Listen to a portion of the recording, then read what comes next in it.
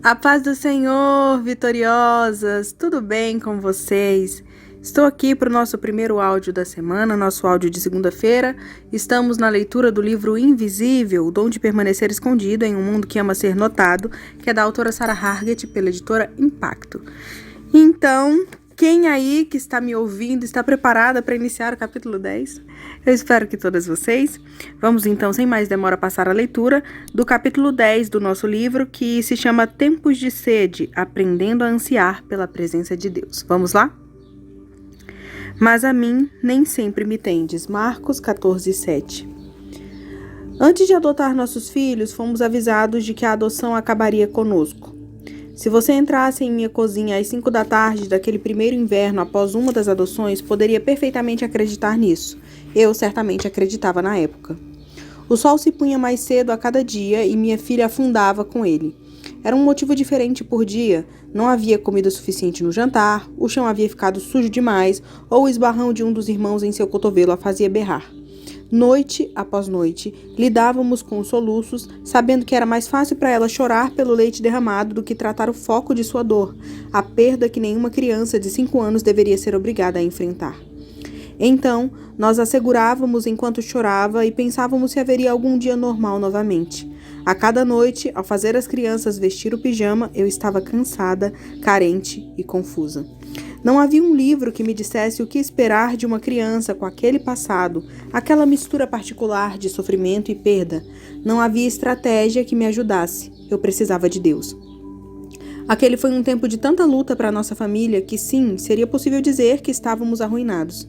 Mas havia uma mudança em curso dentro de mim que começara anos antes e ainda não terminou. Ao invés de fugir de minhas fraquezas, comecei a aceitá-las. Comecei a gostar dos benefícios de desvendar meu coração aos pés de Jesus, que nunca prometia que eu teria forças próprias. Eu estudava sua expressão em relação a mim quando eu nada levava para a conversa além de lágrimas. Em sua palavra, ele promete cuidar dos corações partidos. Comecei a perceber que não eram os outros, aqueles de quem eu sentia pena e que observava do conforto da minha vida, que carregavam um coração partido. Era eu. O coração partido era o meu. Meus filhos não me arruinaram. Eu estava arruinada muito antes de eles surgirem. Eles, no entanto, foram responsáveis por criar circunstâncias que demonstraram a minha enorme fraqueza. Sou terrivelmente fraca, na verdade. Não estou mais arruinada agora do que estava quando minha vida funcionava como um relógio. As roupas limpas eram imediatamente dobradas e eu sabia o que esperar de cada dia. A questão é que agora sou capaz de enxergar claramente minha ruína. Posso ver o quanto necessito de Deus. A partir de minha fraqueza e da sua, pode surgir uma gloriosa sede de Deus. Aquilo que alguns dizem ser o nosso fim, a nossa ruína, pode levar-nos para mais perto de Deus do que qualquer um dos melhores dias que já tivemos. Pensamos, quando eu chegar lá, naquele lugar enganosamente forte, poderei descansar, ficar satisfeito, ser confiante, mudar o mundo e... complete a lacuna. E imediatamente passamos a envidar esforços embaraçosos para fugir de qualquer situação que nos deixe indefesos. Somos capazes de qualquer coisa para sentir-nos fortes outra vez, ainda que essa força seja uma ilusão. Mas o convite de Deus para nós é e sempre será: morra para essa ilusão de força que você construiu. Só então você encontrará aquilo pelo que sempre ansiou. Ele nos criou para depender dele mesmo quando só queremos depender de nós mesmos. Hoje em dia, Hope rodopia pela cozinha, Caleb esconde livros debaixo das poltronas para ler entre uma tarefa e outra, e Lily pinta para nós quadros melhores do que qualquer um que eu poderia comprar. Eden canta hinos no chuveiro e Boo está aprendendo a me aconchegar e a segurar minha mão quando estou doente. Amo esses momentos ideais quando os meus filhos estão felizes e de bem com a vida. Mas esses melhores momentos não são os que trazem à tona o melhor de mim. São os momentos sem brilho, nos quais essas crianças fazem com que eu deseje descansar nos braços de Deus, o lugar onde desmorono e onde Ele vem com poder. Choro e Ele me trata com carinho. Estou sobrecarregada e Ele é gentil. Estou buscando, sedenta, e Ele responde. À medida que permito que a fraqueza se torne sede de Deus, e à medida que me permito sentir esta sede ao invés de fugir dela, sou capaz de me tornar a melhor versão de mim. Você já deve ter visto esse versículo na porta da igreja ou no quadro bordado na casa da vovó. Como suspira a corça pelas correntes das águas, assim por ti, ó Deus, suspira a minha alma. Salmo 42:1. Talvez estivesse escrito em uma caligrafia bonita abaixo de uma imagem de um cervo majestoso bebendo em um riacho sobre o qual o sol se refletia. É uma cena tranquila e idílica. Mas e se o salmista tivesse em mente algo diferente disso? E se a corça estivesse desesperada de sede? Uma corça que ofega por água poderia estar fugindo para salvar a vida, procurando água freneticamente. Talvez você já tenha experimentado uma versão dessa sede física desesperada. Talvez você tenha estado sob um calor intenso, sem água por muitas horas ou muitos quilômetros. É uma situação extremamente desconfortável. Também é incrivelmente vulnerável. Quando você está desidratado e sedento, a sede tudo controla e domina. E se esta sede desesperada fosse a cena sobre a qual o salmista estava falando? Uma alma tão cheia de anseio por Deus que nada mais importa. Uma sede que na verdade é boa, um indicador de crescimento atual e futuro. Embora pareça contraintuitivo, os espaços da nossa vida onde Deus parece não estar presente são às vezes aqueles em que mais crescemos. Se formos capazes de conviver com a sede por tempo suficiente, permanecendo naquela situação de fraqueza e necessidade, encontraremos mais de Deus. Uma vez a cada meia dúzia de anos, volta à minha memória a mesma lembrança, o mesmo convite, cada vez com um pouco mais de clareza e uma prontidão crescente a apoiar-me nele em minha fraqueza. Logo após o nascimento de nosso primeiro filho biológico, que foi nossa quinta criança, lembro-me daquele sentimento familiar retornando, aquele que me dava a impressão de estar afundando enquanto os demais continuavam a flutuar. Meus filhos maiores tinham necessidades emocionais que cresciam no mesmo ritmo do corpo deles, mas eu era uma só, uma mamãe para todos. Agora eu tinha 5 deles. Peguei-me mantendo um registro mental das necessidades de cada um e de minhas falhas, permitindo que um silencioso aumento de ressentimento com a minha fraqueza humana permeasse os meus pensamentos. A tentação de apagar aquela fase em que me sentia mais fraca e incapaz estava sempre ali. Mas Deus me relembrava da minha necessidade de permitir a sede.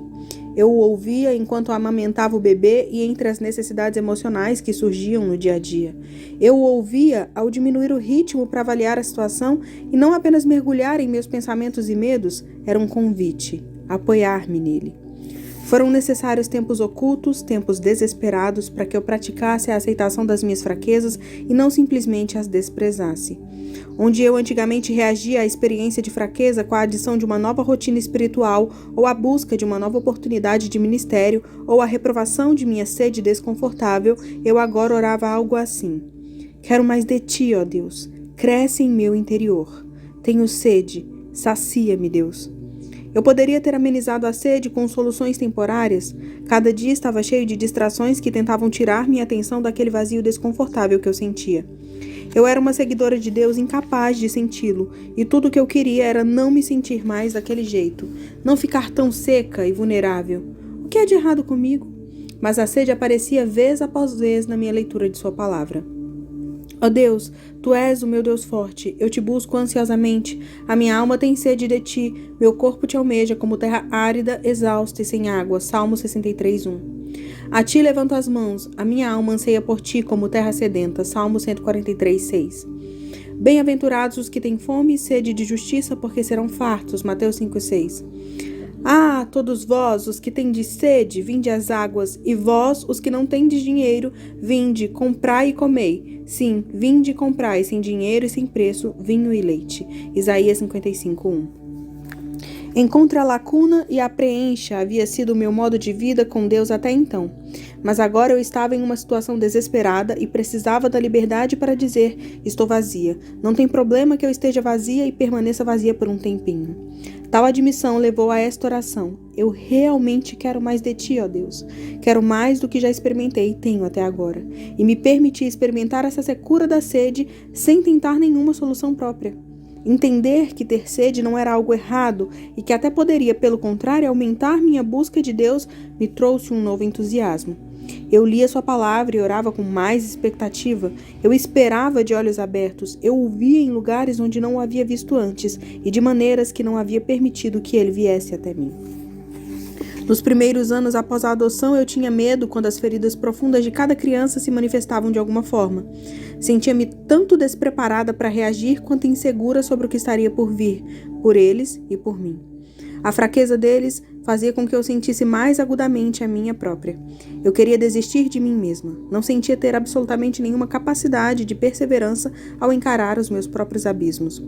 Deus, faz alguma coisa, qualquer coisa para mudar isso, para mudá-los, eu orava. Desesperada para não me sentir mais tão vulnerável. Desesperada para protegê-los da dor, das deles e da minha. Mas Deus usou aquele desespero para intensificar a sede em minha alma, uma sede que eu não sentia quando os meus filhos e o meu lar pareciam normais, quando eu não tinha a impressão de estar tão exposta, uma sede que proporcionava a oportunidade de buscar, de me apoiar, de ficar naquela situação interna de necessidade desesperada. Em uma cultura cheia de compromissos, de tarefas, de oportunidades e de pessoas e janelas digitais voltadas para vidas que não são a nossa, Deus nos chama a resistir às distrações e buscar os momentos de sede, nossas fases de fraqueza. A sede é nossa aliada. Precisamos ter sede de Deus. Esse é o maravilhoso paradoxo da vida espiritual. Jesus nos convida a aproximar-nos dele e nos faz esta promessa: aquele, porém, que beber da água que eu lhe der, nunca mais terá sede. Pelo contrário, a água que eu lhe der será nele uma fonte a jorrar para a vida eterna. João 4,14. Resta, no entanto, o seguinte enigma: continuamos sedentos do Senhor? Antes dos céus, antes da plenitude, antes do fim do vazio, podemos descansar em meio à sede nesse anseio por Deus. Quando nossa sede de Deus aprofunda a consciência do quanto precisamos dele, nossa capacidade de encher-nos do Senhor aumenta. Não somente o vemos como a fonte das águas, mas também desenvolvemos uma sede constante e crescente de beber aquela água. Nossa sede é a maneira como Deus nos atrai. Os sedentos não apenas o encontram, eles florescem em Deus. Bebem com profunda satisfação, e beber faz com que sintam mais sede daquilo que um dia virá.